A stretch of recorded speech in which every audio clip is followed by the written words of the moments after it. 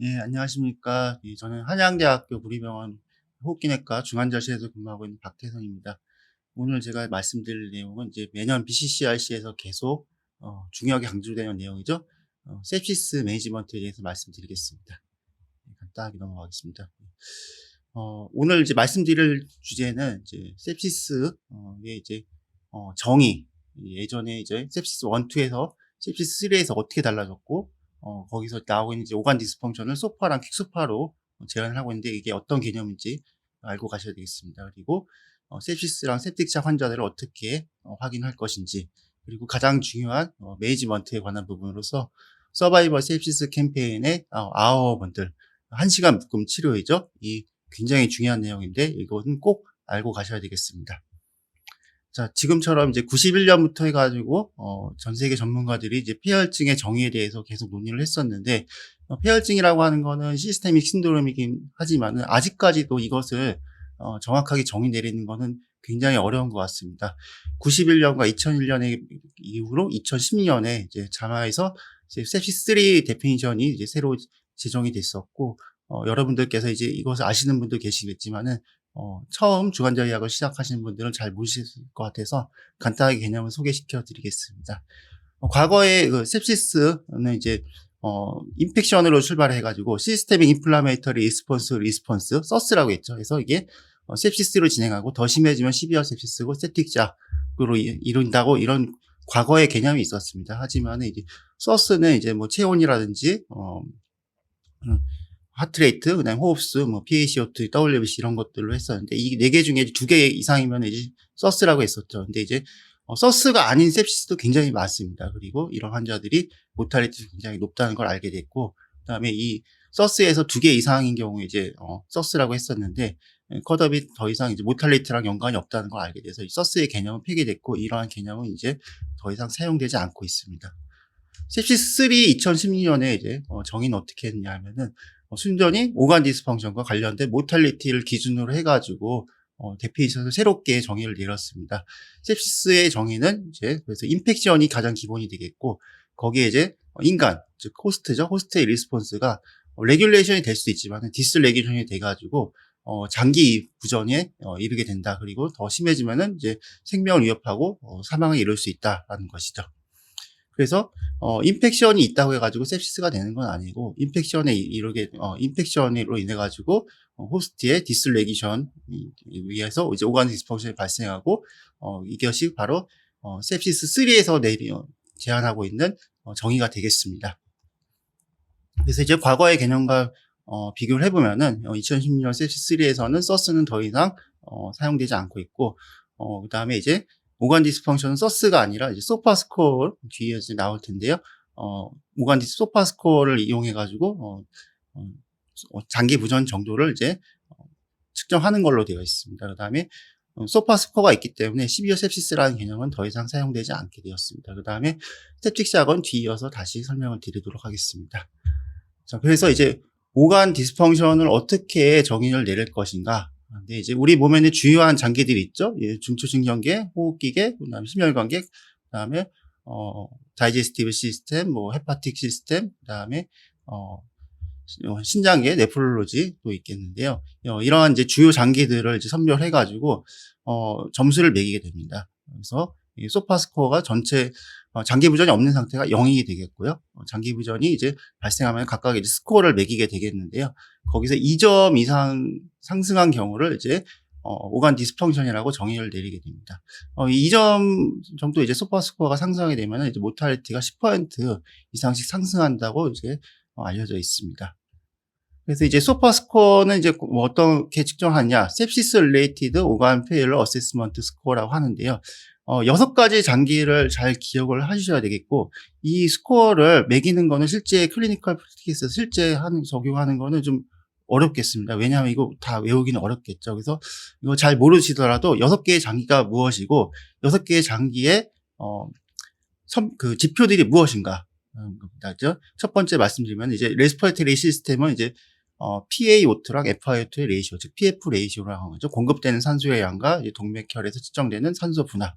그다음에 CBC에서 측정되는 혈소판의 개수, 플레이틀릿. 그다음에 헤파틱 시스템의 빌루름의 정도.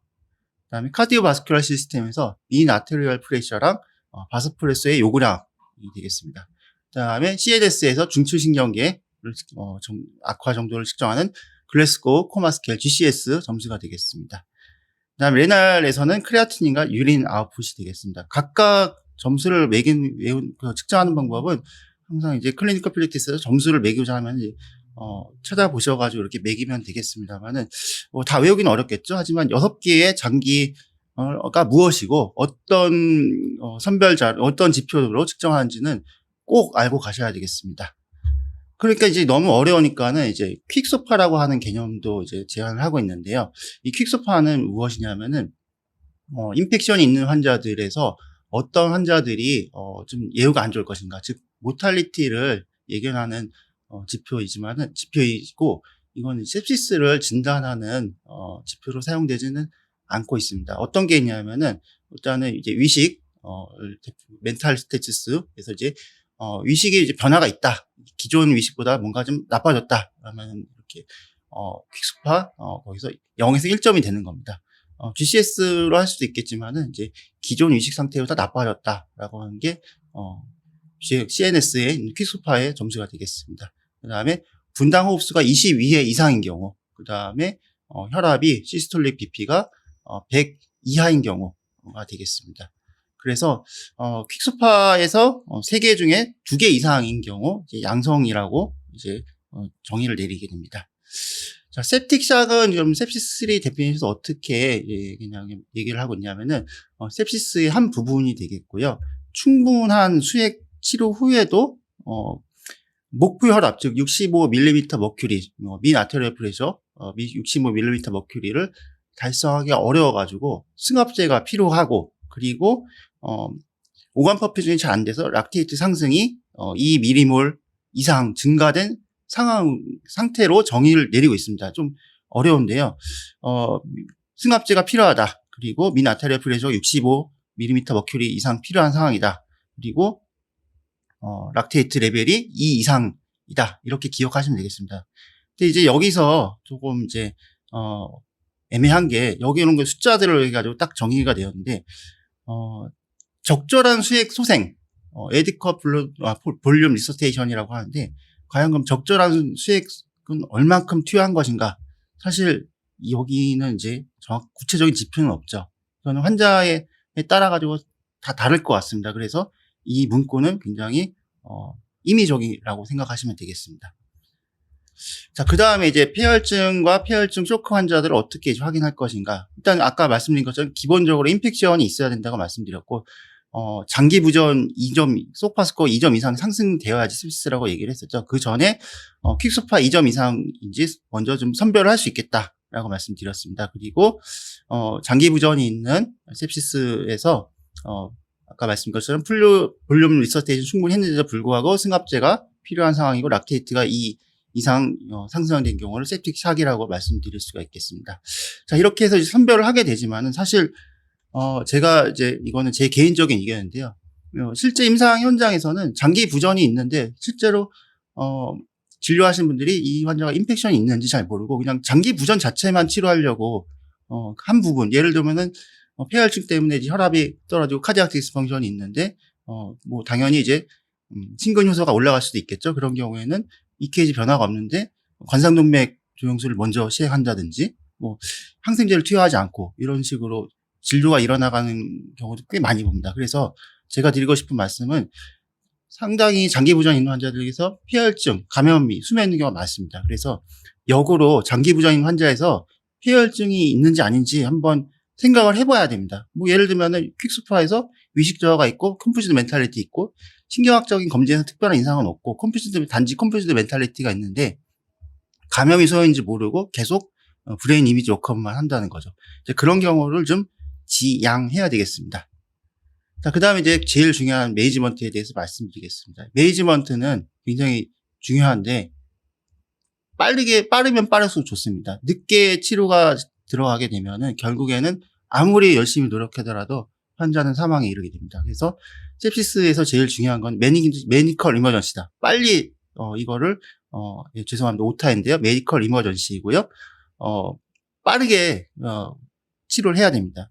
폐혈증이라는 걸 인지를 한 순간에 최대한 빨리 치료가 신속히 진행될 수 있도록 노력을 해야 되겠습니다. 조금이라도 지체될수록 사망률은 점점점 올라가게 되는 것입니다. 그간 이제 서바이벌 sepsis 캠페인이라고 해가지고 폐혈증의 각종 이제 임상 연구를 바탕으로 해가지고 어떻게 치료하는 게 좋다라고 하는 것을 이제 미국 중환자의학회에서 SSC 가이드라인하고 아주 4년마다 이제 했었고, 원래는 짝수에 4년마다 이렇게 나오게 되는데, 요번에는 2021년이 가장 마지막이었습니다. 코로나 영향이 좀 있었고요. 그 전에 이제 과거에 보면은, 아까 빠르면 빠를수록 좋다고 했는데, 예전에 이제, 6시간 안에 뭘 해야 되고, 24시간 안에 뭘 해야 되고, 그런데 2012년에 보면은, 좀 더, 스트릭트해지죠? 엄격해지죠? 3시간, 6시간 번들이 있었지만은, 2018년부터는 이제 원아워 번들로 바뀌었습니다. 그러니까 1시간 안에 이제 빠르게, 조속히, 매니지먼트가 이루어진다는 겁니다. 제가 오늘 드릴 말씀 내용 중에 대부분이 2021년 SSC 가이드라인에 기초를 하고 있고요. 이 가이드라인은 굉장히 양이 방대한데요. 꼭 한번 자세하게 읽어보셨으면 좋겠습니다. 아까 이제 보여드렸던 거는 2016년 자마에서 sepsis3 데피니션이고요. 그것도 이제 간단하게 읽어보시면 좋겠습니다. 이 가이드라인에서는 총 93개의 공고문이 있는데 이 공고문을 다 여러분께 오늘 짧은 시간 안에 소개시켜드리긴 어려울 것 같고 이것만 알고 가도 오늘 성공입니다. 가장 중요한 것들입니다. 이 그림 많이 보셨을 수도 있는데요. 여기 있는 것들, 이 다섯 가지 꼭 기억하셔야 됩니다. 아워원 번들, 1시간 묶음 치료라고 하는 건데요. 폐혈증이라는 것을 인지하는 순간에 무엇을 할 것인가? 락테이트를 측정하고 락테이트가 높은 경우에는 계속 팔로우업을 해가지고 떨어지는지 확인해야 되고 블러드 컬처를 빨리 하고 최대한 빨리 항생제를 투여를 해야 됩니다. 그리고 저혈압이 있거나 혹은 락테이트가 4 이상으로 아까는 이제 오간 디스펑 그 septic시작에서 2였죠. 근데 이제 혈압이 정상이대로 락테이트가 4 이상인 경우에는 플루이드 리서스테이션을 해줘야 됩니다. kg당 30ml 이상의 크리스탈로이드로 하이드레이션을 해줘야 됩니다. 하고 만약에 아까 이제 폐혈증 쇼크에서 말씀드린 것처럼 충분한 수액 소생했는데도 목표 혈압 65ml 머큐리, 중심 동맥 혈압이죠. 평균 동맥 혈압, 민 아테리얼 프레셔 65 달성하기 어려우면은 바스프레서를 투여를 해야 된다. 이런 것들이 1시간 안에 이루어져야 되겠지만은 굉장히 어렵죠. 예. 자, 먼저 이제 락테이트에 대해서 말씀드리겠습니다. 락테이트는 이제 잘 아시는 것처럼 조직이나 세포에서 산소 부족하면은 락테이트가 이제 올라가게 되고 원래 산소가 있으면은 이제 글루코스 하나랑 산소 6개에서 우리 몸의 에너지원으로 사용되는 ATP가 36개를 생성을 할 수가 있죠. 근데 이제 산소가 서플라이가 안 되거나 아니면은 티슈에서 반대로 뭔가 지금 메타볼림이 증가돼 가지고 산소 요구량이 늘어나는 경우 그리고 산소가 오더라도 뭔가 대사가 잘못돼 가지고 산소를 제대로 이용하지 못한 경우 이 쇼크이죠. 예, 폐혈증뿐만 아니라 각종 쇼크에서 일어나는 현상인데 어네어메기버릭 메타볼리즘으로 되고 그럴 경우에는 이제 락테이트 2개밖에 생성하지 못하는 비효율적인 상황인 거고 락테이트 안에 ATP 2개밖에 생성하지 못하고 그다음에 부산물로 이제 락테이트가 생성이 되게 되겠죠. 이거를 이제 저희가 혈액에 측정하는 거죠. 그래서 이제 폐혈증에서 이니셜 락테이트 레벨은 모탈리티랑 이제 연관이 있습니다. 이제 이니셜 락테이트가 높을수록 이제 모탈리티가 높은 거고 또 중요한 게 이 락테이트를 떨어지는지 확인해야 됩니다. 이제 저희 이제 피검사 환자 치료하면서 보는데 이런 그림을 보면 좋죠. 한 락테이트 4.9였다가 이제 잘 치료를 해가지고 중간에 한번 올라갔지만 1.0까지 떨어지고 치료가 잘 됐으니까 굉장히 기분이 좋죠. 그래서 락테이트 클리어런스라고 하는 거를 이제 임상 진료에서 적용을 해야 됩니다. 이런 것들이 이제 폐혈증에서 모탈리티 리덕션과 아주 밀접한 연관 관계가 있겠습니다. 다음으로 이제 블러드 컬처인데요. 블러드 컬처는 이제 항생제 투여하기 전에 되게 시행을 하죠. 근데 항생제 투여 전에 어떤 균인지 알아야 되고요. 그다음에 이제 항생제를 광범위하게 쓰다가 디에스칼레이션, 데피니트 세라피를 하기 위해서도 필요하게 되겠죠. 그런 것들이 이제 폐혈증에서 이제 모탈리티 리덕션과 관계가 있다라고 이제 연구인가요? 2010년에 크리티컬 케어에서 나왔던 건데요. 중요한 거는 근데 블러드 컬처가 안 됐다고 항생제가 투여가 지연이 되면 안 됩니다. 예. 항생제 투여가 빠르게 이루어질수록 사망률이 떨어지는 감소 효과가 크기 때문에 블러드 컬처 요즘은 이제 인터넷에 안 계시겠지만은 이제 응급실이나 아니면 병동에서 이제 폐혈증인 것 같아가지고 블러드 컬처 오더를 내렸는데 인터넷이 바쁘죠. 그래서 다른 거 급한 거 하다가 늦어지죠. 그러면은 안 되죠. 또 환자 상태에 따라서 혈관이 안 좋아서 이제 블러드 컬처 안 되고 그런 경우에는 일단은 항생제 투여하는 게 맞습니다. 그래서 항생제 투여 전제 조건이 블러드 컬처는 항생제 투여를 지연시키지 않는 한도 내에서 블러드 컬처를 빨리 하라는 겁니다. 그래서 아까 말씀드린 것처럼 이제 폐혈증에서 굉장히 중요한 건 항생제가 얼만큼 조속히 들어가냐가입니다. 폐혈증 쇼크나 아니면 폐혈증일 가능성이 굉장히 높은 환자들에게서는 즉시 거의 1시간 이내에 들어간다. 그리고 이제 좀 상태가 좀 쇼크가 아니고 좀 애매한 경우에는 3시간 이내에 들어가도 되는데 왜 1시간, 3시간 이렇게 권고가 됐을까요? 아까 말씀드린 것처럼 항생제가 빨리 투여되는 게 서바이벌 개선과 모탈리티 감소에 큰 효과가 있습니다. 그래서 이제 항생제 투여는 절대로 지연되면 안 되는데요. 2017년 NEJM에 발표된 연구를 보면은 타임 투 안티바이오틱스랑 모탈리티랑 그러니까 항생제 투여할 때까지 시간과 모탈리티가 관련이 있는 환자들은 승합제가 필요한 환자들에 한해서 관련이 있더라라는 겁니다. 그래서 승합제가 필요하지 않은 환자들에서는 항생제가 좀 3시간까지 늦게 들어가도 크게 모탈리티 차이가 없는 것 같다라고 알려졌습니다. 그다음에 이제 2019년 체스트에서도 이제 비슷한 건데요. 두어트 안티바이오틱스 타임이 3시간 이상 지연이 되면 이제 모탈리티가 이제 올라간다라는 거죠. 그래서 아까 가이드라인 보시면은 쇼크인 경우에는 무조건 1시간 이내에 투여가 되게 되겠고요. 그다음에 상태가 폐혈증인지 좀 애매하다 그런 경우에는 다시 한번 재평가를 해보고 불필요한 항생제 사용이라든지 항생제 투여가 너무 광범하게 이제 내성균주라든지 아니면은 클로스트리디움, CDI 같은 인펙션 올 수가 있고 그렇기 때문에 그런 것들 때문에 항생제 사용에 재고를 해봐야 된다 그런 개념인 것 같습니다. 요약을 하자면은 쇼크가 있다 그러면은 무조건 1시간 이내입니다. 그리고 폐혈증이 확실치 되는 경우, 애매한 경우라도 쇼크가 있는 경우에는 무조건 1시간 이내고 쇼크가 없는 경우에는 폐혈증인지 좀 불분명한 경우에는 조금 3시간까지도 좀 다시 한번 재평가해보고 해볼 수 있겠습니다. 폐혈증이 거의 확실치 된다 그러면 역시 1시간 이내에 투여해야 되겠습니다. 자, 다음으로 이제 플루이드에 대해서 말씀드릴 텐데요. 플루이드는 잘 아시는 것처럼 이제 과거의 노말셀라인, 크리스탈로이드의 대표적인 수액이죠. 첫 번째 사용되는 수액인 거고요. 아까 이제 아워 번들에 보시면은 크리스탈로이드고 하이포텐션이 있거나 하이포텐션이 아니더라도 시럼 락테이트가 4mmol/L 이상인 경우에는 급속 주입을 하라. 얼만큼? 체중당 30ml가 되겠습니다.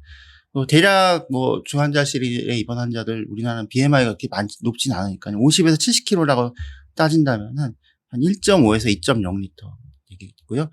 대개는 저희가 임상 진료에서는 500ml 혹은 200에서 300 정도 해가지고 드립을 해보면서 반응을 살피죠. 이런 것들이 플루이드는 가이드라인에 보면 첫 3시간 이내에 이 정도는 충분히 투여되겠다라고 이야기를 하고 있습니다. 이거를 사실 프로스테이티브 RCT로 진행하기는 어렵죠. 그래서 혈압이 떨어지는데 거기서 바로 이제 랜덤 해가지고 배정하기는 어렵지 않습니까? 그래서 후향적 연구인데요. 이 근거가 되는 스터디는 이거입니다. 이제 2019년 CCM에 발표된 건데 3시간 이내에 30ml/kg 이상 못 준 환자들은 사망률이 올라간다 이렇게 알려졌습니다. 자, 그 다음에 이제 어떤 종류의 수액을 사용할 것인가인데요.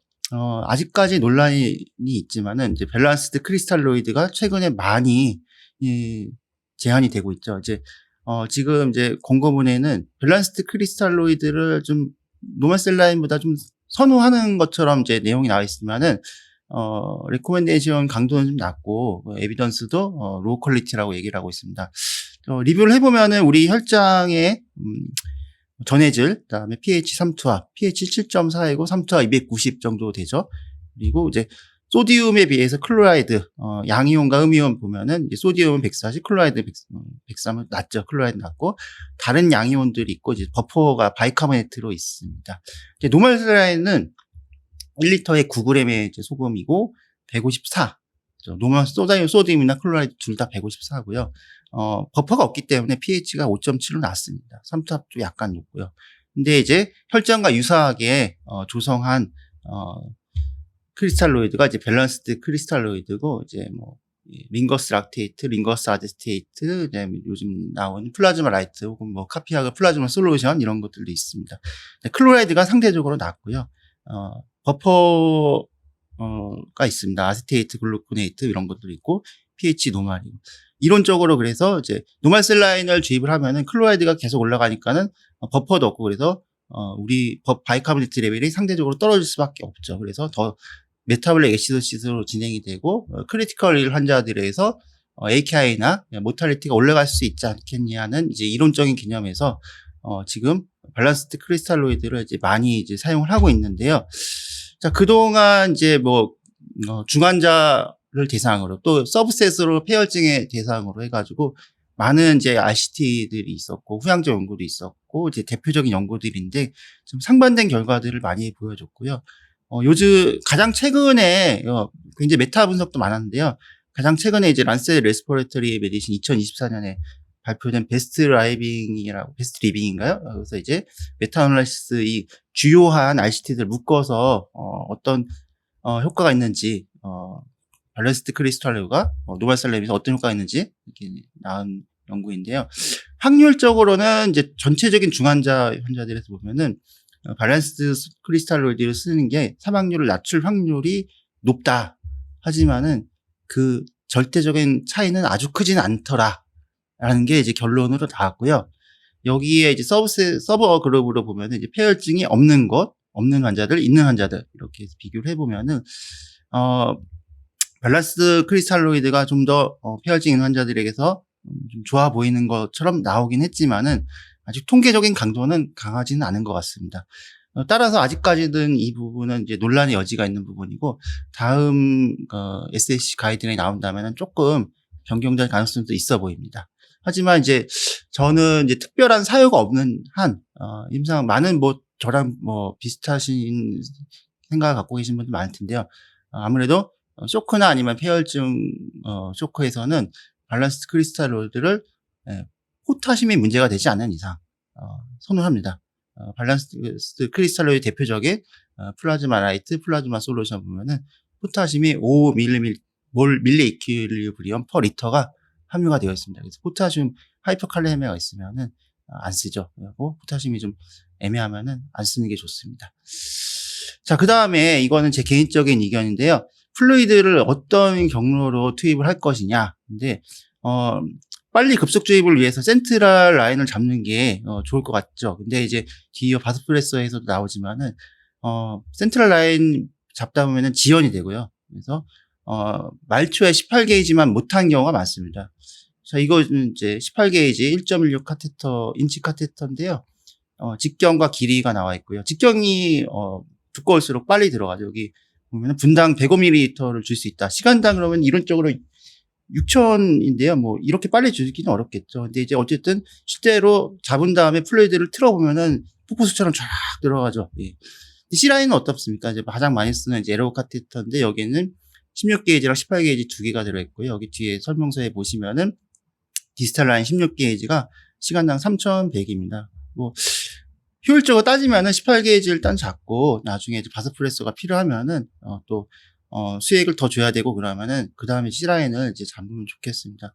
아무래도 C라인 잡는 데는 뭐 맥시멀 요즘은 배리어도 해야 되고 좀 오래 걸릴 수밖에 없죠. 그래서 제 개인적인 의견입니다. 그래서 페리페럴 라인 빨리 18게이지 잡고 한 개나 두 개만 잡아도 쇼크 디소시에이션 하는데 충분하다고 생각합니다. 자, 그 다음에 이제 바스액티브 에이전트로 같이 넘어갈 건데요. 이 플루이드를 얼만큼 줄 건지, 그 다음에 승합제 얼만큼 줄 건지, 근데 플루이드를 얼만큼 줄 건지, 이제 프랑크 스탈링 커브를 보면은 볼륨을 많이 줄수록 심장에서 스트로크 볼륨이 계속 무한정 늘어가는 거 아닙니다. 어느 순간 변곡점이 있고요. 이 지점까지 찾아가지고 주면 제일 좋을 텐데요. 너무 적게 줘도 안 될 거고, 너무 많이 줘도, 폐부종도 생기고 안 좋겠죠. 그래서 이 지점을 찾아야 하는데 굉장히 어려운 것 같습니다. 그리고 특히 심박 출량이 떨어져 있는 환자들에게서는 이게 더 빨리 오죠. 플루이드 조금만 줘도 굉장히 폐부종 쉽게 옵니다. 자, 그래서 이제 다이나믹 메저 중에 논 인베이지브한 방법을 대표적인 게 패시브 레그 레이징 테스트인데요. 패시브 레그 레이징 테스트는 이렇게 눕힌 다음에 다리 45도 올리고 혈압이 10% 이상 상승하면은 이제 플루이드 리스폰드다 해가지고 이런 경우에는 플루이드 리서테이션 더 해야 되는 환자로 평가를 내리고 계속 볼륨을 주면서 승합제를 먼저 다는 게 아니죠. 볼륨을 계속 주는 거죠. 만약에 반응이 없다 그러면 그 다음에는 이제 목표 혈압이 달성 안 되면은 승합제로 써야 되겠죠. 자, 이런 것도 있습니다. 이제 캐필러리 리필 타임이라고 해가지고 누른 다음에 이제 혈삭이 회복되는 게 3초 이내에 돌아와야 되는데 3초 이상 걸린다. 그러면 이제 캐필러리 리필 타임이 이제 지연된 경우고요. 말초 서큘레이션 안 좋은 경우 이런 것들도 가이드해가지고 볼륨이나 아니면은 승합제 아니면 쇼크 상태 판단하는데 이제 캐필러리 리필 타임을 임상에서 피지컬 이그댐 하면서 많이 활용을 하긴 합니다. 자, 그 다음에 이렇게 이제, 논 인베이지브를 하는 것보다는 가이드라인에서는 이제 인베이지브한, 즉 A라인을 잡는 거죠. 이제 A라인을 삽입을 하는 거를 이제 권고를 하고 있고요. 가능한 A라인을 잡으라는 거죠. 샘플도 여러 번 해야 되고요. 락티트 떨어진지 봐야 되고, 또 이렇게 스트로크 볼륨 베리에이션 SVV라든지, 뭐 그냥 일반 모니터에 요즘에는 이렇게 좋아서 PPV도 나오잖아요. 그래서 15에서 20, 10에서 15 미만이면은 이제 볼륨 스테이터스가 안정되어 있다. 이렇게 해서 이제, 물론 전제 조건이 이제 환자의 호흡이 굉장히 컨트롤 되어 있어야 되겠죠. 근데 어쨌든 이제 SV나 PPV를 활용할 수 있습니다. A라인을 삽입하면은 이제 A라인 모니터도 되고 샘플도 하고 그 다음에 볼륨 스테이터스도 대략적으로 이제 판단할 수가 있는 거죠. 자, 그 다음에 이제 승합제 바소액티브 에이전트에 대해서 이제 말씀드리겠습니다. 잘 아시는 것처럼 노르에피네프린이 이제 퍼스트이고요. 과거의 도파민에 비해서 모탈리티도 낮고 이거는 이제 모탈리티 낮은 이유는 이제 타키어리디미아 같은 거 부정맥이 덜 생기기 때문이죠. 그래서 이제 아까 이제 계속 나온 것처럼 이제 타겟은 미나테럴 프레셔 65mm 머큐리가 되겠고요. 좀 더 높게 잡아도 큰 효과가 없더라라고 이제 모탈리티의 차이가 없고 미나테럴 프레셔를 사용하는 이유는 이제 오간 레벨의 드라이빙 프레셔를 반영하는 정도가 미나테럴 프레셔이기 때문입니다. 바소액티브 에이전트 중에 이제 아까 말씀드린 것처럼 페리페랄 먼저 해도 상관없습니다. 승합제 사용을 지연시키느니 먼저 일단 페리페랄로 노르에피네프린을 주입을 하시기 바랍니다. 한 6시간 정도까지는 괜찮고 단 조심할 거는 이 안테큐비탈 포사에서 좀 프록시마 쪽으로 디스탈로 가면은 문제가 생길 수가 있습니다. 익스트라바데이션 생긴다든지요. 이 근거는 이제 2020년에 발표된 그 논문인데요. 페리페랄이랑 센트럴 하면은 바소프레서가 이제 센트럴 당연히 지연될 수밖에 없죠. 2.4시간, 3.9시간지 지연될 수밖에 없고요. 그만큼 환자의 회복 시기가 늦어질 수가 있고 말초로 주입을 하더라도 익스트라바데이션 되는 확률이 그렇게 많이 문제가 될 정도는 아닌 수치입니다. 그리고 이러한 익스트라바데이션 같은 컴플리케이션은 이 손등이라든지 포함 쪽에 라인을 잡았을 때 문제가 된다는 거죠. 그래서 좀 프록시말 쪽으로 잡으면 확률적으로 좀 덜 생긴다. 이거는 이제 저는 이제 익스터널 주글라 베인이나 이제 쇼크 치료 각종 쇼크 치료나 아니면 폐혈증 쇼크 뭐 다양하게 많이 활용하는데요. 생각보다 어렵진 않습니다. 18게이지로 잡고 있는 모습인데요. 이분은 이제 헤파틱 페일러 환자고 급성호흡 부전이 있어서 이제 근데 지금처럼 이제 잘 소독을 하고 잠깐 쓸 요량으로 해가지고 호흡에 따라가지고 익스터널 주글라 베인이 많이 늘어나고 특히 카디오제닉 쇼크 환자들은 심장이 잘 못 뛰기 때문에 JVP 상승이 높아서 많이 늘어나고 아주 쉽게 잡을 수가 있습니다. 그래서 혈관 확보가 어려운 경우에는 이제 제 팁인데요. 익스터널 주글라 베인 활용해 볼 수가 있겠습니다. 자, 그 다음에는 이제 바소프레신인데요. 같은 알파 리셉터에 작용하는 에피네프린보다는 이제 바소프레신을 먼저 좀 노르에피네프린에 애드하는 게 낫겠다. 왜냐면 알파 리셉터가 이미 다 차 있기 때문에 그런 건데요. 보통 이제 노르에피네프린 용량이 0.2에서 보다 높아질 것 같으면은 바소프레신을 추가를 하면은 노레피네프린 요구량을 많이 줄일 수가 있게 되고요. 바스프레신을 유지하면서 저는 이제 노레피네프린을 서서히 이제 상태가 안정되면 감량을 하죠. 그래서 바스프레신을 이제 추가를 해볼 수가 있다. 이 용량에서. 그리고 만약에 효과가 없다. 계속 안 하면은 이제 에피네프린까지 이제 고려를 해봐야 되겠습니다.